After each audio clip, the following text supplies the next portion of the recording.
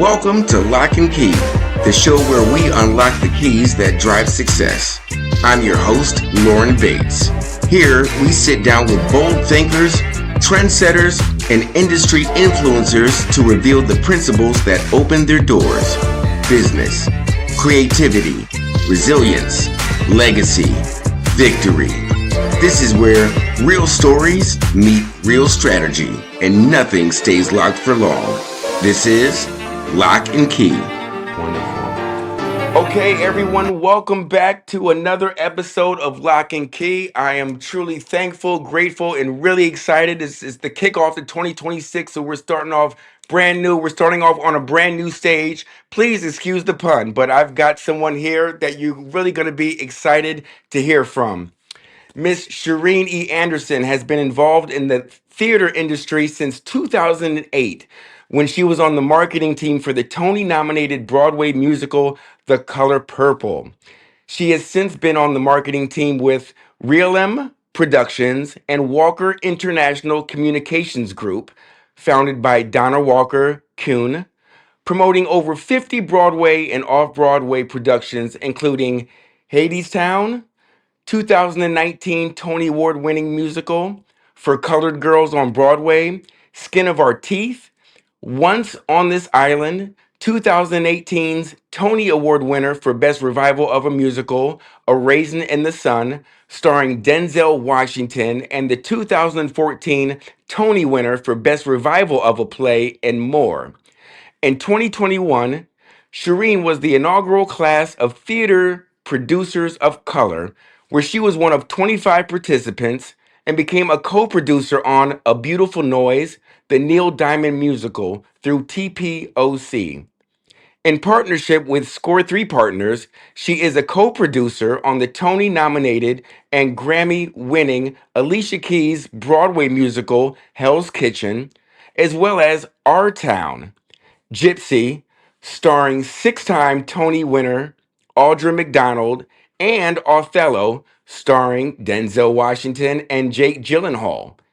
She is also a co-producer on the revival of The Wiz, as well as the Broadway play Days of Wines and Roses. Her next upcoming co-producing production will be Proof, starring Don Cheadle and Ayo Edebiri, premiering March 2026. Earlier this year, she was named one of 25 women to watch on Broadway by the Broadway Women's Fund and will be stepping into her first lead producing role for the upcoming off-Broadway play Old Fools.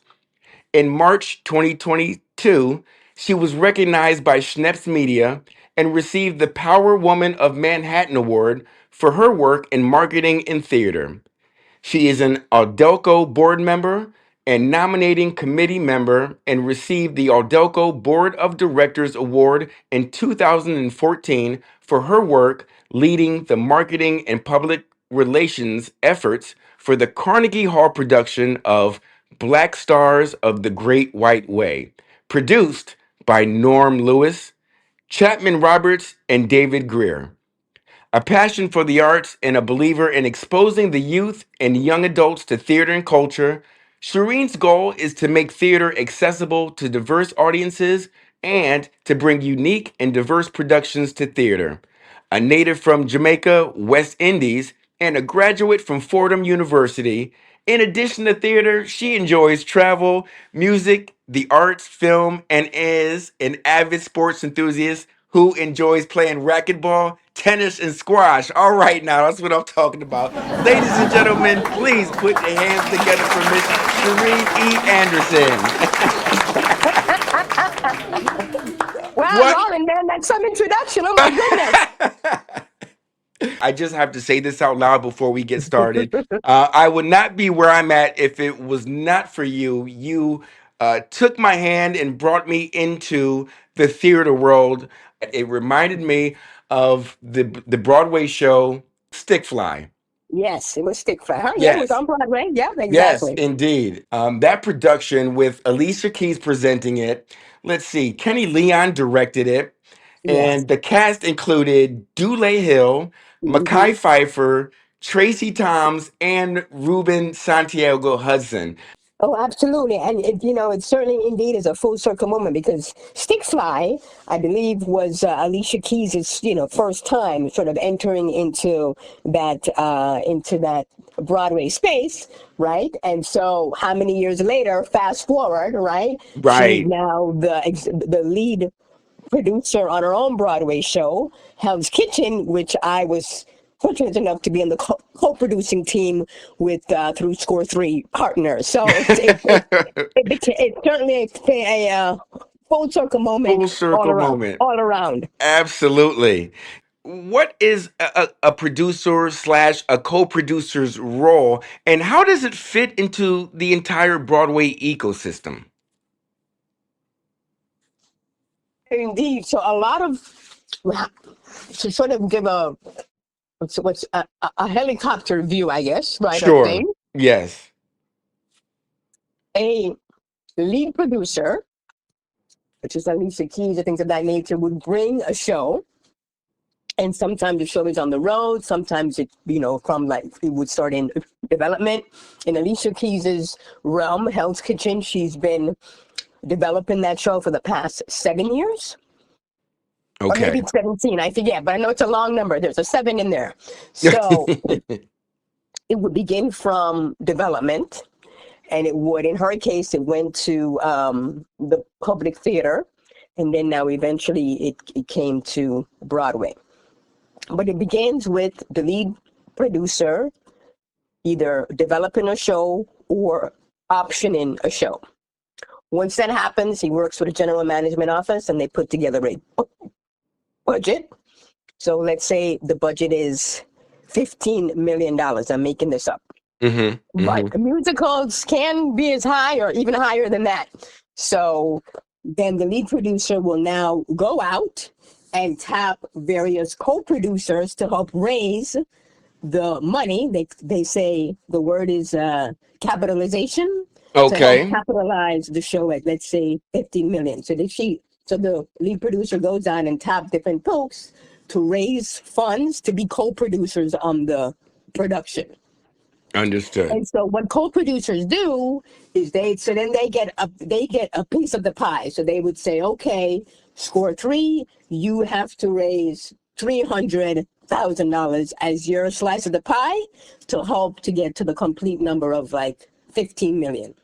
So that 300,000, Score Three will now go out and you know do an outreach Hmm. to different people, friends, family, cohorts, colleagues, blind, just sort of, going out to Right. folks who, There are folks whether that had are a, just designated. That's what they do. They help fund Broadway shows, I'm assuming. right, or Okay. people who have never, right, or people who have never invested in a Broadway show. So what's unique about Score Three is that, yes, we go out and we may tap somebody who can, easily write. So normally, a minimum investment on a Broadway show for an individual is $25,000. Right? So we would go out and we would try to tap people who can invest $25,000. But the model of Score Three is, and this is why we've been able to be on many shows, is we have something called an SPV, Special Purpose Vehicle, Okay. where people can invest under $25,000. Right? And Okay. so anything under $25,000 would be invested in the SPV, the special purpose vehicle. So we have opened it up to give other people who want an opportunity to support the arts, invest in the arts, support the artists who are on stage, right? An Right. opportunity to invest, just like how people invest in the stock market, just as how people invest in art, you know, Yes. just as how people invest in everything else. This is an opportunity for people to invest in a Broadway or an off-Broadway show to help support that. And so that is what's one of the great things and unique things about me being a part of Score Three, one of the Score Three partners, is to bring this opportunity to folks who would not, right? When I was first approached, and this was back in, I think, in now 2014, when I invested in A Trip to Bountiful, and that's what actually sparked my interest in the co-producing side, because I had no clue, right? I didn't know back then how a show came to the stage, you know? And Yes. somebody approached me. I mean, I was also happened to be working on the marketing team for it, and someone approached me and said, "Oh, do you want to invest in theater?" And I said, "No, I don't have $1 million." Because that's what I thought at the time. I'm like, I don't have $1 million. And they were like, "No, you need $1 million. You know, you can do it this way." And I said, "Oh, I had no idea." And so I got Okay. some friends, and we invested in a trip to Bountiful, which was with Cicely Tyson. I remember that. Yes, yeah, Yes, and a that whole was a wonderful show. Yes. And thank yes, you, there by you the go. way. Yep. Yes, there you go. Right, exactly. And a whole other world opened up to me. And I said, "Oh, so this is how things go on behind the curtain." I had no idea. You know, you're invited to this, you blah, blah, blah. I said, "Wow." And that was actually the first time uh, the interests of co-producing entered my sphere. Get out. Okay. Yeah, but So, it took how many years from 2014 to 2020, whatever my first co-producing 2021, 2022, for it to right. happen, right? Now, You know, and a lot of things happen because, you know, unfortunately, this all happens when, you know, when George Floyd's situation took place, mhm. everybody was like, "Oh, diversity, diversity." Nowadays, of course, you can't say that word because it's a bad word, It's a right? bad word now. In Right. any case, right, exactly. But anyway, that's a whole other story for another day. So, you know, things began to open up. We've been saying all this while that, you know, the Broadway world needs to be more diverse, not just on stage, because on stage, you know, it's not bad, but behind the scenes, right, on the co-producing side, on the stage management side, on the general management side, etc., it was not that diverse. Right. Underrepresented. Absolutely. Exactly. Exactly. You know, when I say diverse, I don't just talking about color. I'm talking about everything, right? Yes. And Yes. so, you know, that needed to change. And so, unfortunately, when the George Floyd thing happened, everybody was, "Oh my goodness, we have to make diversity, blah blah blah." You know, a woman named Miranda Gow uh, started something called TPOC, which you refer to in my bio, Theater Producers of Color. Mhm. And it was I was in the first inaugural class. I think there was like 300 applicants. She chose 25. Wow. Now they're up to their fifth cohort, but I was in the original cohort. And through that, she was working at the time for a lead producer named Ken Davenport. And he was lead producing the Neil Diamond show, A Beautiful Noise. And he approached Miranda and said, "You know, I really like what you're doing. I'm going to give TPOC a co-producing slot." So she Get reached out out. to the 25 of us who were in that cohort. And I think five of us were able to get investors. And that's how I got my first co-producing credit. And that's how we started from there. But you know, it took someone to open up that opportunity to make it happen. And that's how it all started. So yeah. And so Get that's why out. Core 3 is so important now for me, you know, and I tell people all the time, I'm like, listen, you know, if anybody wants to invest in theater, have them contact me because there's a way for them to do it without that crazy number check. And of course, if you can't write that number check, that's fine. Because, you know, I mean, you do get well, we can get into that later down the road because you're investing. But the whole goal, of course, is, you know, you would get back, if the show does well, you Mhm. would get back your original investment plus whatever profits that may come down the pipe. It doesn't always happen. The show has to recoup, right? And there's another Right. whole lot which we'll probably get into down the road during this conversation. But you know, it's a great way really to invest. Somebody told me it's a great way really to invest in the show and in the artist as well, because it's the investment that is able to bring a production to the stage. You're in the co-producing lane now. Yes. For number one, is that where you originally saw your trajectory heading? Definitely not. I mean, as I said, right, I didn't even think about co-producing until that person approached me about investing in a trip to Bountiful.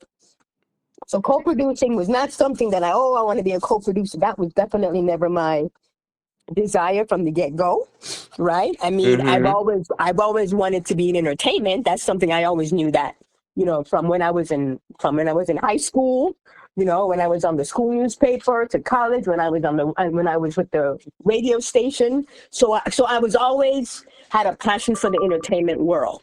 So that I knew. Right. Right. right? I mean, I Mm-hmm. started out my career spending 10 years working at MTV Networks Nickelodeon. And then when I left, I went to another agency. And so, and then I eventually was working for a company called Imagination TV. We went to the US Open, and that's when I met two guys who were involved with the original Color Purple. And that's how became on the marketing team for the original Color Purple and entered into the Broadway space. What are some of the like the trials and tribulations, or some of the things that you have to overcome being a co-producer? So, in terms of the co-producing, well, on the co-producing side, it all depends on the lead producer in the show. Some lead producers are more open to you giving ideas and suggestions to help the show succeed. Some lead producers are more close to the vest, and all they want is for you to hand in your $300,000 check and call it a day, And call it a day. right? Right. And Okay. I'm the type of person whereby I just don't want to hand over a $300,000 check. Not just me, but obviously the collective of Score Three raising that money to then invest the 300,000. Because my philosophy is not just handing you over a check. My philosophy is, yes, we're handing you over a check, but we also want to help to make sure that the show succeeds. Because if Right. the show succeeds, that means the investors succeed. That means, everybody succeeds down the road. And so Understood. when I'm a co-producer on a show, I'm a co-producer on a show not just by giving money, but doing what I can to make sure the show succeeds. Whether that's bringing groups to the show, whether that's because I come from that marketing PR background and I used to work on that Right. side of the business before being on the co-producing side, using those relationships with advertisers or PR companies or whatever to bring advertising or PR things towards the show. So I'm doing more than that, right? And the challenge comes in if you have a lead producer who is not appreciative of that work. Egos get into play, right? I was gonna say, I'm Yeah, sure that ego, it a lot does. of oh yeah, it's a lot of egos get into play. But if you're a smart producer and you see somebody who, yes, is a co-producer on here, but also can help promote the show, makes, helping the show to get more exposure, you should, in my mind, grab onto it and not be like, oh no, you can't do this, you can't do that.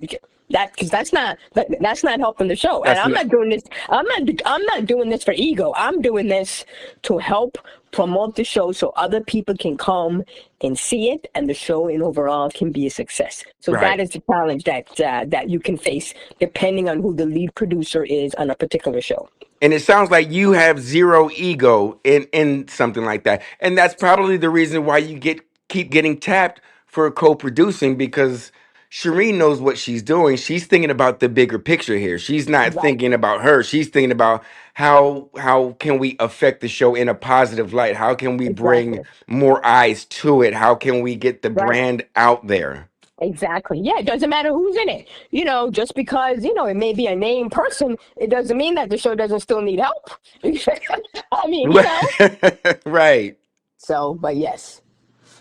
You know, it reminds me back when we were working together and marketing the shows. I had never heard of the term a talkback, a marketing concept Yes. that you helped integrate into that, and you would bring students, you would bring Hmm. the elite in for these cozy, intimate situations where they could Yes. talk back to Yep. the staff members and Hmm. everything, and Hmm. it just opened up a whole new way of humanizing the actual experience. Yep. Exactly. Yes. And cast members love it, audience members love it because they get it. They sort of get like an inside behind the scenes, right? Yeah, That's the absolutely. web frame kit. So yeah, that's key. And all that drives success. All that drives success. Absolutely. So let me ask you this: what's the truth about power in this industry that people really don't discover until they already have it? Wow, that's a great question. Ah, What's the thank truth you. about power to make it? Well, I mean, You as have I a said, certain right? level of power now in this business. Well, honestly, the lead producer is the one with all the power, right? Because Ah, okay. they're the ones who call the shots. They're the ones who, but as I said earlier, right, there are some lead producers that you can really work with who are open to hearing your ideas, hearing your thoughts, right, and being very inclusive. So, I mean, I've worked on shows where, you have one meeting and that's it. Ah, uh-huh, Right. uh-huh. And I've worked on shows where, over the course of the run of the show, you have several meetings. Right. And you're included in the process, what's going on. They're open to, they're open to suggestions, whatever it might be. So, until you are a lead producer, co-producers, I mean, the only power we have really, I said the only power we have, I shouldn't say it like that.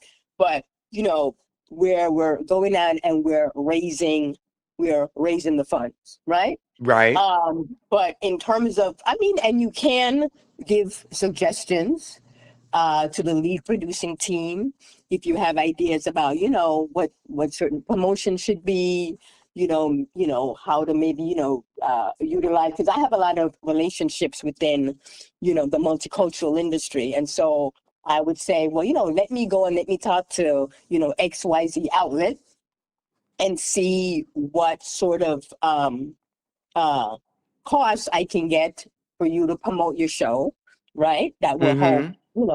promote it at a reasonable rate.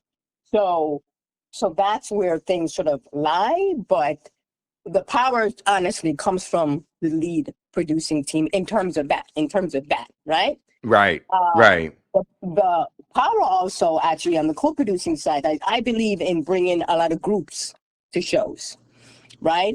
And so I use my co-producing aspect to reach out to various entities to say, hey, I'm a co-producer on the show, would love for you to bring your group, right? The Okay. Jack and Jills, the 100 Black Men, the Black MBAs. Right. So Yep. through You those, beat me to the punch. I was gonna say, right. let's zoom out. What type of groups do you like to tap for these type of situations? Right, exactly. So listen, I tap everybody, right? Because everybody needs to come see a show. But the relationships that I have with various organizations, right? The Jack and Jills, the Black MBAs, the 100 Black Men, 100 Black Women, the Deltas, um, various different, church groups and organizations, right? Uh-huh. School groups, college groups, my Fordham alumni, they're always tapping me, Cherine, what show you working on next? We want to make sure we come out and support.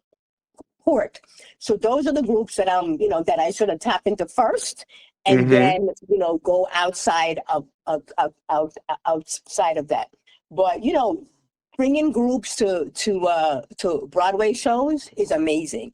When I worked on With the Color Purple, everybody always say when they hear, "Oh my God, you brought busloads." I was like, well, maybe not me personally, but there were busloads of people coming in to see The Color Purple from all over. I remember that show. Yeah, that was humongous. That was such a sensational, um, epic movement right there. That was a Mhm. movement. Yeah. Exactly. And that's where this whole busload things of people coming in, right, to see shows, not just within the five boroughs, but outside, right? Philly, DC, Maryland, from all over. And so, people bringing groups to support the shows are very, very important. And that's where you can get those talkbacks, right? You can get, those meet and greets, etc. So I encourage anybody that's listening, right? Bring a group to come see a Broadway show. Groups are usually 10 or more, and you can Mm-hmm. usually get a group rate, and I am able to facilitate that. So that's very important in supporting a show for its longevity.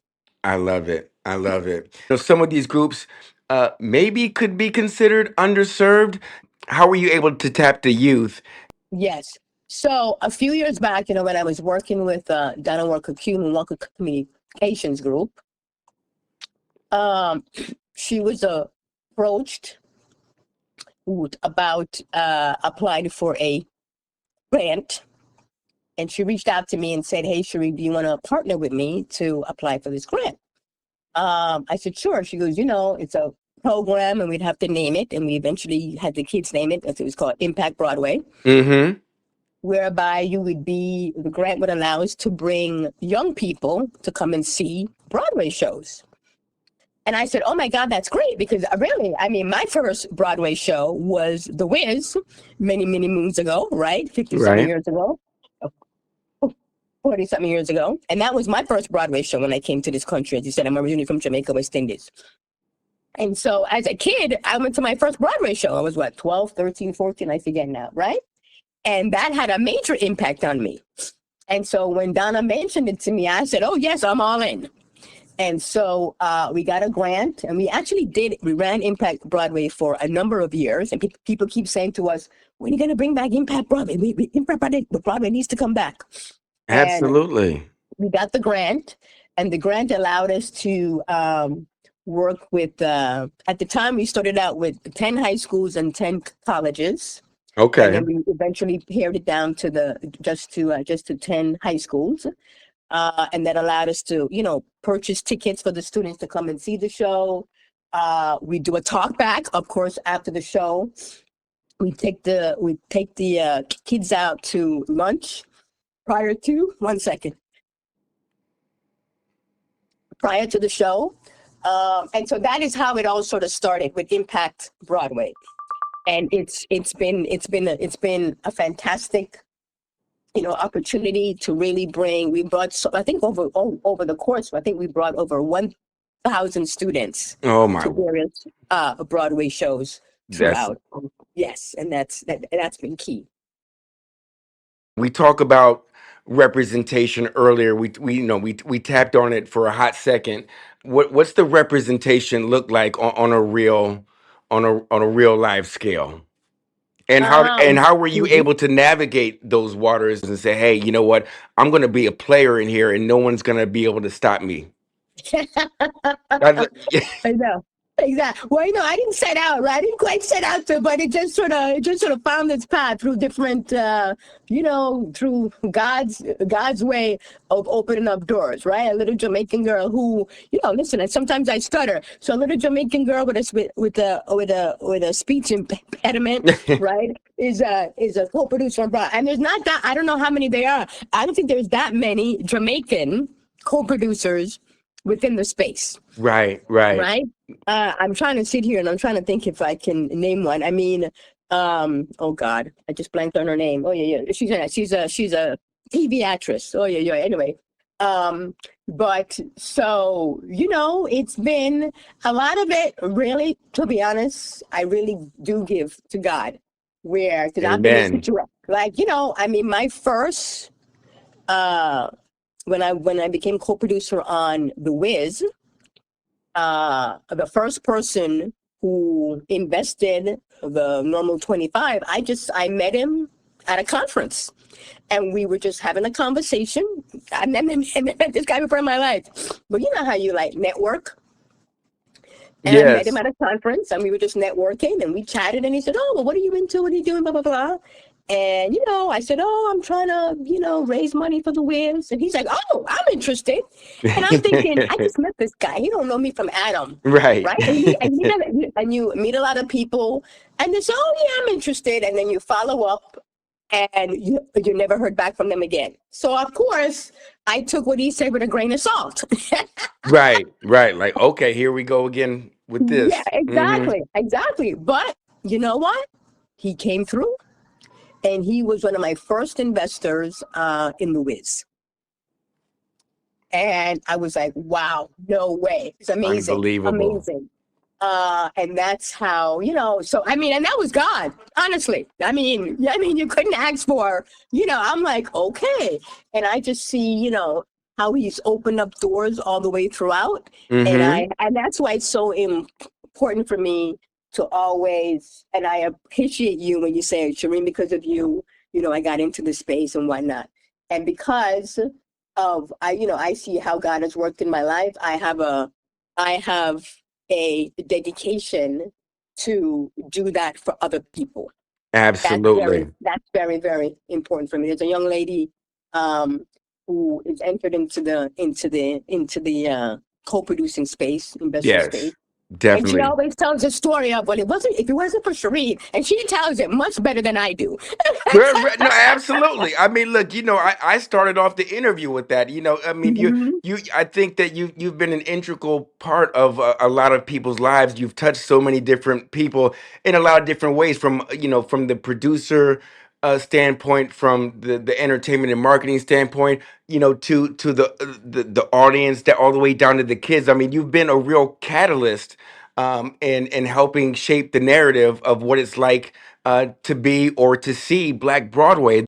For you to be able to enlighten folks that has never seen a stage, folks are going to be immediately impacted by what you're doing. Yeah, yeah, so true, so true. Oh, so I looked it up. So the other uh Jamaican person in the space, who not only an actress, but she's also very much involved on the producing side with different shows that she's trying to bring, is Cheryl Lee Ralph. Oh, Yeah. yes. I love some Uh-huh. Cheryl.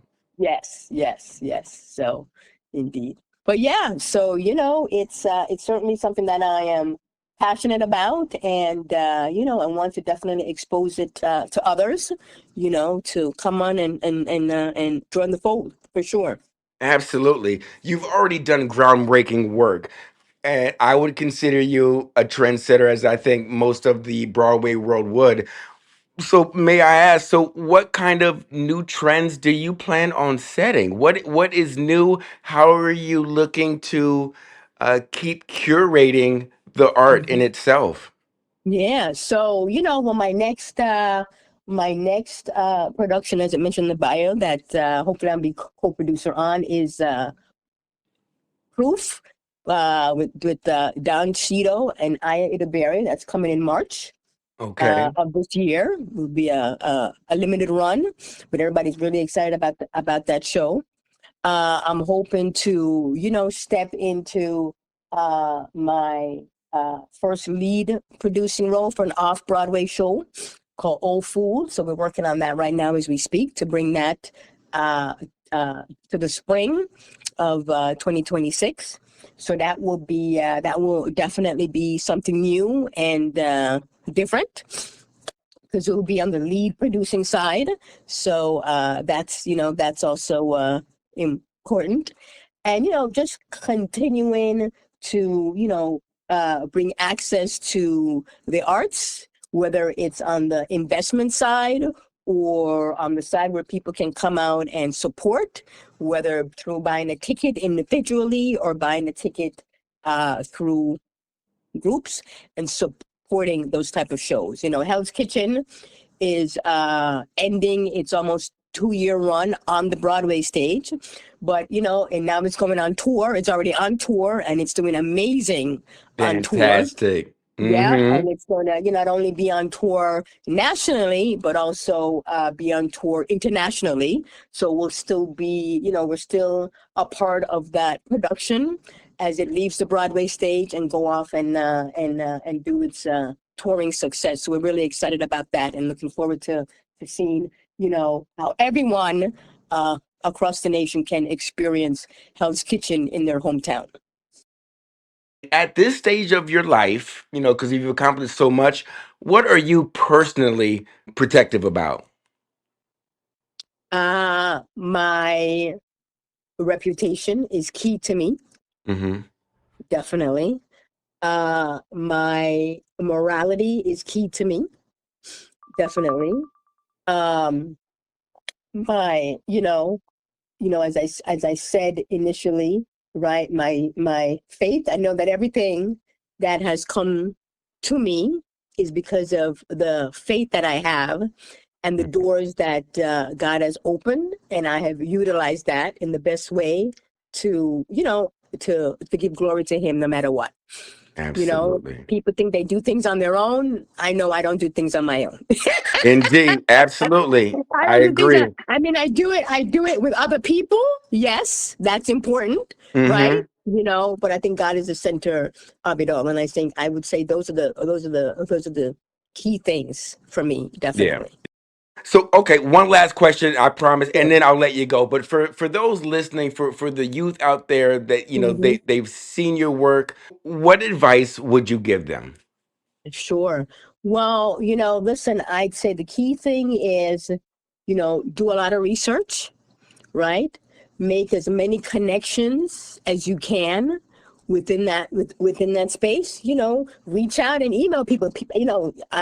College students email me all the time. Hey, can I talk to you? Can I meet with you? When I go and I talk, maybe to a professor's class about the work that I do, more than likely I'll get an email from a student and say, can I get together and have coffee with you? Right? And I'm Mm-hmm. like, sure, why not? So do those outreach, do that research, make those connection, read about what you want, and don't be afraid to reach out. Listen, the worst that can happen is they can say no. That's the worst Right. that can happen, but you never know what's going to happen. So I tell people, especially young folks all the time, reach out, send an email, meet with people, have conversations, seek out internships Yes. that you'll be able to do. A lot of you listen because of COVID. A lot of things right now are remote, so Mm-hmm. you could be in Indiana, right? But maybe there's a way you can do an internship, virtually with Right. someone, in New York or whatever it is. I mean, I have a young lady right now who's in Chicago who's helping me, doing some research to find new folks who may want to invest in theater. So and she was connected to me through a friend of mine who said, "Hey, Cherine, I have a niece who's interested in this. Would you mind talking to her?" I said, "No, I'll talk to her." And now she's like, doing some little work for me. So those are the things that you need to do if you're interested in entering this industry or any industry. Right. Right. For that matter. Just putting yourself out there, seeking out those internships, and sending emails to people to try and connect. And you never know what doors will open up. Absolutely. Be curious. Yeah. You couldn't said it any better. But where can people follow you, support you, or stay connected through your upcoming work? Or are Sure. you on social media? Like, how can Uh-huh. folks follow you, Shireen? Yeah, no, absolutely. Yeah. So I'm on Instagram at Media Shireen. It is a private Instagram account. So when you because I opened it up once and I was like, whoa, no, no, no, no, no. This is too much for me. I gotta know you before I no, no, no. So I close it. So it is a Okay. private Instagram account, but I'm on Instagram at Media Shireen. I'm on LinkedIn. If you're on LinkedIn, you can always send me a message and say, "Hey, I heard your podcast through Lauren Bates. Would love to connect." And I'm like, Yes. "Okay." So there is a reference there, and Okay. and I'm also of course on Facebook. So those are the three platforms that you can reach me. The Score Three website is being revamped, so we're working on that right now. So it's not up and running as yet, but in the meantime, you can definitely reach me via those three areas. And then in time, I think it's going to be Score Three. I think svpartners.com or something like that as the website gets revamped. But I would say reach out through the social media channels for right now. Fantastic. Wonderful. Thank you so much. And I know we're overdue. We'll have that a sidebar conversation about me and the Media Hub, and we'll put that Yes. into the works. We'll have that coming Yes. soon. Right. And if anybody's interested in, learning about the investment side, the smaller investments, etc., they can definitely also reach out to me on that too. Fantastic. Well, Shireen, God bless you. Thank you so much. It's always an honor and a pleasure. And we haven't spoken in so long, so it's just good to hear your voice and Yeah. good to hear, and learn about all the new great things that you're doing and just to get a feel of your energy. It sounds like you're doing wonderful. Thank you so much. It's been great, fantastic. I don't think we've, even though we haven't seen each other in so long, I don't think we've skipped a beat. No, we have So not. it's We picked it right fantastic. where we left off. That's right. Exactly. Exactly. So all the best to you. And I look forward to hearing it when you release it on the podcast. All right. Thank you so All right. much. All right. You have a Okay. great evening. You All too. right, Thank ladies you. and Thank you gentlemen, you've been too. listening to Miss Cherine Anderson on the Lock and Key podcast. Everyone, take care. God bless and good night.